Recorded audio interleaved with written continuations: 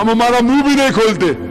ये Christian missionary कहते हैं कि उनने सैकड़ों साल पाकिस्तान के ऊपर हुकूमत की, लेकिन पार्टीशन के बाद जितने मुसलमान लोगों को उनने ईसाई बनाया, मुसलमानों को क्रिश्चियन बनाया, जितने लोग को उनने 50 साल में इंडिपेंडेंस के बाद, पाकिस्तान वजूद होने के बाद जितने मुसलमानों को उनने क्रिश्चियन बनाया, वो सैकड़ों साल जब हुकूमत की उतने नहीं बनाया।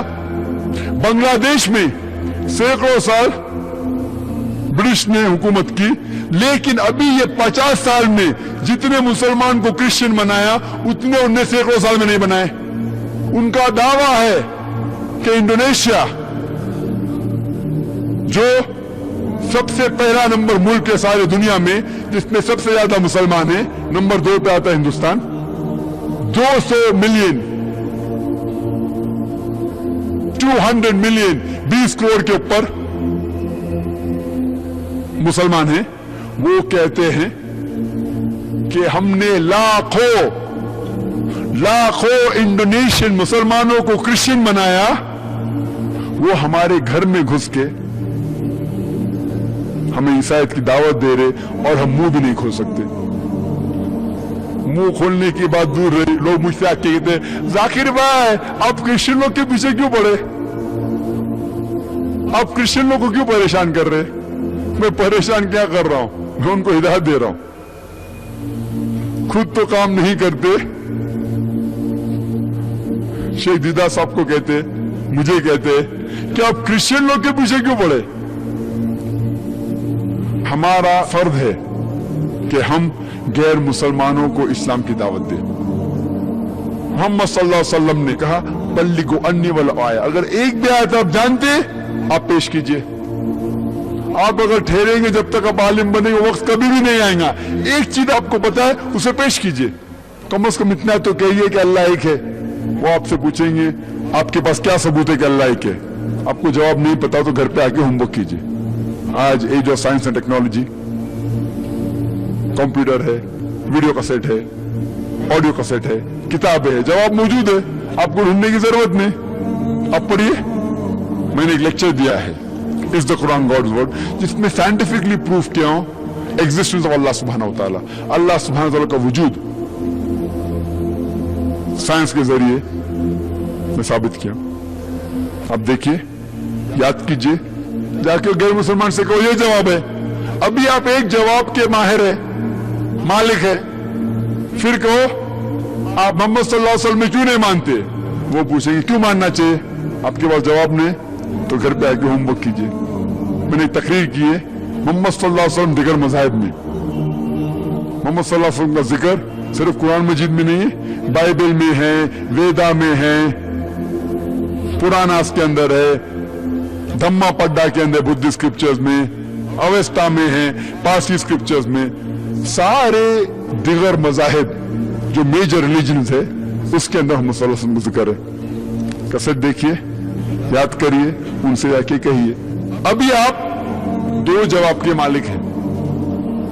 इस तरीके से आप दावत तो शुरू कीजिए, जैसा शुरू करेंगे अल्लाह सुब्हानहू व तआला आपके राह खोल देंगे। हम मुसलमानों को कम से कम शुरू तो करना चाहिए। कई मुसलमान मुझसे आके कहते जाकिर भाई हम पहले मुसलमानों को पक्का मुसलमानों को मुसलमान बनाएंगे, उसके बाद गैर मुसलमानों को दावत देंगे। मैं उनसे कहता हूं अगर आप कहते हैं कि मुसलमान को पक्का मुसलमान बनाएंगे उसके बाद गैर मुसलमान को दावत देंगे, वो वक्त कभी भी नहीं आएगा। क्योंकि मोहम्मद सल्लल्लाहु अलैहि वसल्लम ने खुद अपने रिश्तेदारों, अपने चचा को खुद इस्लाम की दावत दी और उसने इस्लाम कबूल नहीं किया, फिर भी उनने गैर मुसलमानों को दावत दी। उनने नहीं कहा कि पहले मैं अपनों को मुसलमान बनाऊंगा फिर जाके दावत दूंगा। वो वक्त कभी भी नहीं आएगा। मोहम्मद सल्लल्लाहु अलैहि वसल्लम कहते,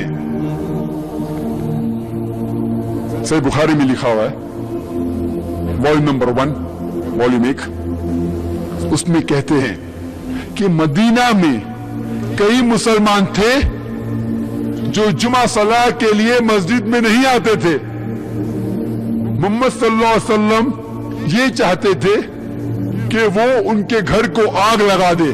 उसका मतलब मदीना में भी मुसलमान थे जो पक्के मुसलमान नहीं थे, फिर भी मोहम्मद सल्लल्लाहु अलैहि वसल्लम ने गैर मुसलमान बादशाहों को खत लिखा,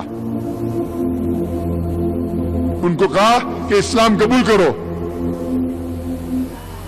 king of Persia, king of Egypt, king of Yemen, negus of Abyssinia, king Heraclius, ये सब गैर मुसलमान बादशाहों को खत लिखा। उनने खत डिक्टेट किया और उन तक पैगाम पहुंचाया क्या इस्लाम कबूल करो। उनने नहीं कहा कि मैं पहले मदीना के मुसलमान को पक्का मुसलमान बनाऊंगा और फिर दावत करूंगा।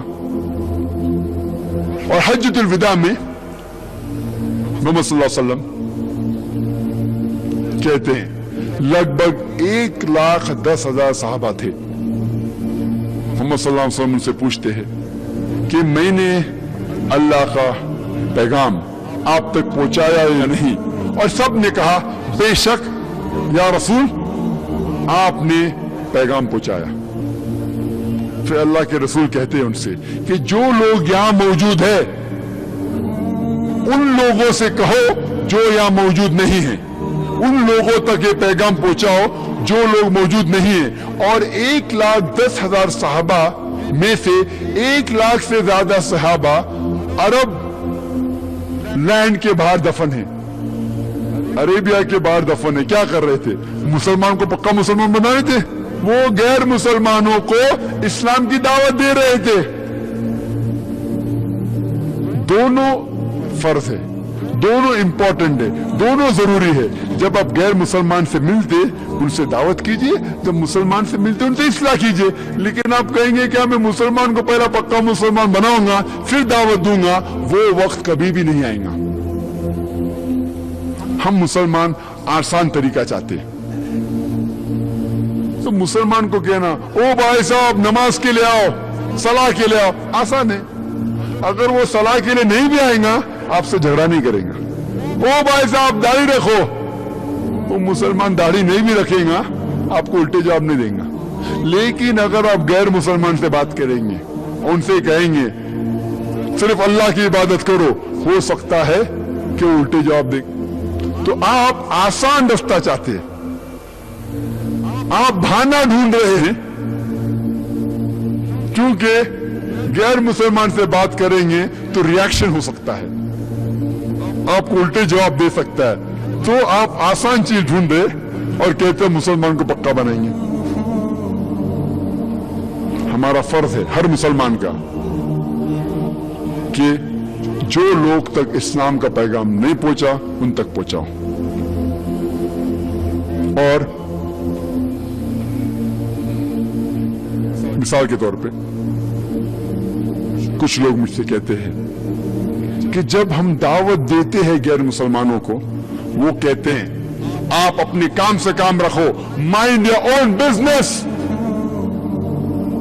दीन is a sensitive issue, religion is a sensitive issue. दीन का जो है ना मसला बहुत पेचीदा है, बहुत नाजुक है। तो जब हम दीन की बात करते हैं किसी से, वो कहते हैं आप अपने काम से काम रखो। मिसाल के तौर पे अगर आप अपनी फैमिली के साथ कोई हिल स्टेशन जाते हैं और जब आप अपनी अहलिया अपनी बीवी से बात कर रहे हैं, आपका छोटा बेटा अहमद 4 साल का आपके नजरों से दूर हो जाता है।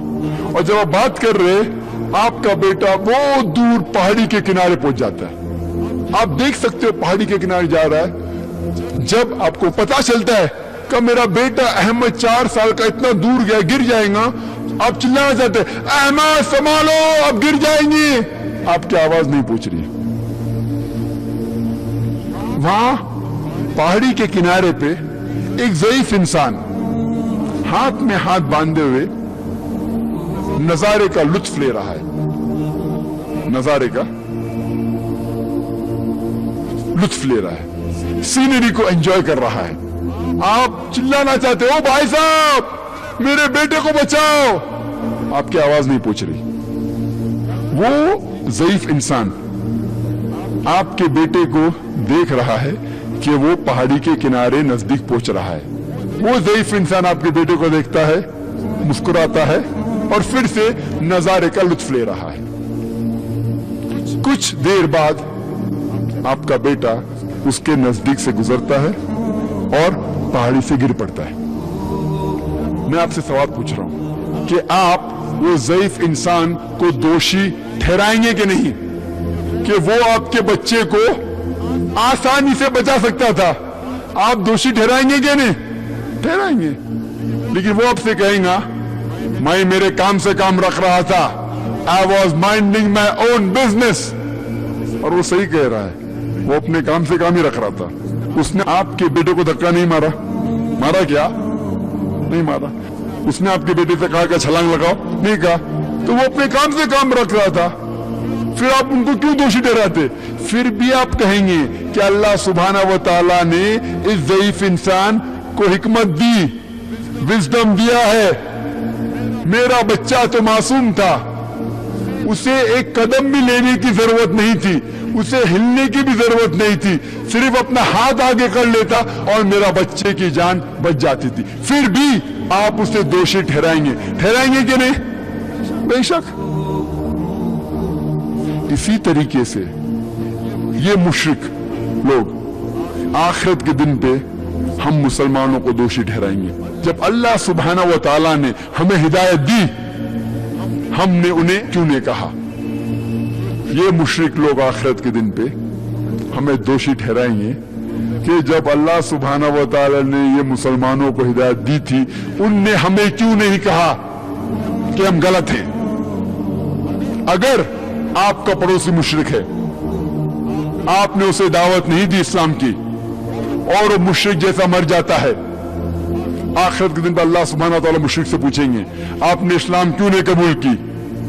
तो वो कहेगा कि अल्लाह बारी ताला किसने मुझे दावत नहीं दी। अल्लाह ताला कहेगा वो उसकी जिम्मेदारी थी कि वो हक जाने, उसे जहन्नम में डालेंगे। अल्लाह ताला आपसे पूछेंगे कि आपने अपने मुशरिक पड़ोसी को दावत दी इस्लाम की? अगर आप कहेंगे नहीं तो आप भी उसके साथ जाएंगे। दावत देना फर्ज है हर मुसलमान के लिए।